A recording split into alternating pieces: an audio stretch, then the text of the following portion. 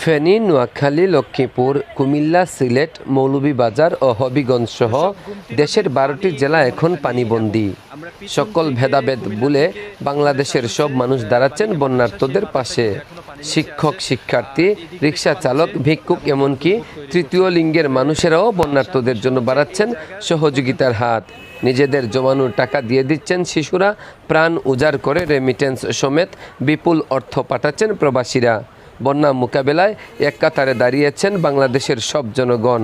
এরই ধারাবাহিকতায় বন্যার্ত মানুষের পাশে দাঁড়িয়েছেন সুনামগঞ্জ টেক্সটাইল ইনস্টিটিউটের শিক্ষার্থীরা। সিলেটে বন্যা ছিল 2022-এর বন্যায়, তো আমরা নিজেও সেটার কষ্টটা উপলব্ধি করতে পারছি। তো আমরা সাধারণ স্টুডেন্ট যারা আছে আমরা সবাই মিলে একটা কর্মসূচি নিই যে আমরা টাকা উঠাইবো, আমরা সাধারণ মানুষের পাশে থাকবো, এবং সেই দৃঢ় প্রতিজ্ঞা থেকে আমরা টাকা উঠানো শুরু করি। আমরা সকাল 9টা-10টার দিকে ক্যাম্পাস থেকে বাইরে সারাদিন আমরা টাকা সংগ্রহ করছি। 3টা সিটির দিকে বিকাল অলমোস্ট আমরা টাকা সংগ্রহ করে আমরা ইনস্টিটিউটে গেছি, গুণাগুণ করছে। তারপর অলমোস্ট দিন শেষে দেখা গেছে যে আমরা সবাই সাপোর্ট করছে। আমরা আশেপাশে যারা আছেন, তারপর শান্তিগঞ্জ, দিয়ারাস্তান, নোয়াখালী, পাগলা বাজার, সবাই আমরা সাপোর্ট করলাম। সাপোর্ট করার পরে যে আমরা 5 টাকা 10 টাকা সবার সাথে সংগ্রহ করতে আমরা 1 লক্ষ টাকার উপরে সংগ্রহ করছি। 3 দিনে প্রতিষ্ঠানটির শিক্ষার্থীরা সর্বমোট 1,675,000 টাকা গণতহবিল সংগ্রহ করেছেন। তার মধ্য থেকে 54,734 টাকা তুলে দেওয়া হয়েছে টিম সুনামগঞ্জের হাতে। এর আগে চট্টগ্রামের জুরানগঞ্জ টেক্সটাইল ইঞ্জিনিয়ারিং কলেজের ফান্ডে বাকি টাকা পাঠিয়ে দিয়েছেন শিক্ষার্থীরা।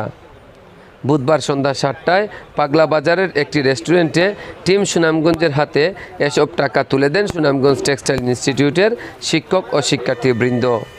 ফেনী, কুমিল্লা এবং নোয়াখালীতে বন্যার যে দুর্যোগটা হচ্ছে, এই দুর্যোগের অসহায় মানুষের পাশে থাকার জন্য সুনামগঞ্জ টেক্সটাইল ইনস্টিটিউটের যে শিক্ষার্থীবৃন্দ তারা সকাল 11টায় বের হয়ে বিকেল 4টা পর্যন্ত মাঠ পর্যায়ে কাজ করে কিছু টাকা কালেকশন করছে।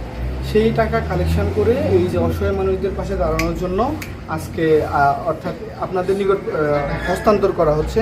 সেখানে টোটাল আমাদের যে কালেকশনটা হচ্ছে সেটা হচ্ছে আমাদের টোটাল 3 দিন ব্যাপী কালেকশন। সেখানে 1,675,000 টাকা কালেকশন হয়।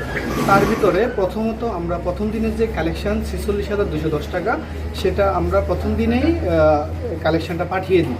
আর আজকের গত 2 দিনের কালেকশনটা আমরা আপনাদের কাছে পৌঁছাই দিলাম। এখন এই টাকাটা আমি আপনাদের কাছে যে রিকোয়েস্ট করব যে আপনারা যেন এই টাকাটা সম্পূর্ণ একবারে ফেনী, কুমিল্লা এবং নোয়াখালী এই 3 ডিস্ট্রিক্টের যে মানুষগুলা বন্যায় অসহায়ত ভিতরে আছে তাদের নিকট পৌঁছে দেবেন। এ সময় উপস্থিত ছিলেন টেক্সটাইল ইনস্টিটিউটের শিক্ষক রহমতুল্লাহ, মানবাধিকার কর্মী নুরুল হাসান আতাহার, ওবায়দুল হক মিলন, চ্যানেল 24-এর সুনামগঞ্জ জেলা প্রতিনিধি AR জুয়েল, বৈশাখী টিভির জেলা প্রতিনিধি কর্ণবাবু দাস, গণমাধ্যম কর্মী প্রভাষক ইয়াকুব শাহরিয়ার ও টেক্সটাইল ইনস্টিটিউটের শিক্ষার্থীবৃন্দ। সবাইকে শুভেচ্ছা। আপনারা জানেন যে আমরা দেশের যে ফেনী, নোয়াখালী এবং কুমিল্লা যে ভয়াবহ দুর্যোগ এবং বন্যা এত মানুষের সাহায্যে আমরা এগিয়ে কাজ করছি।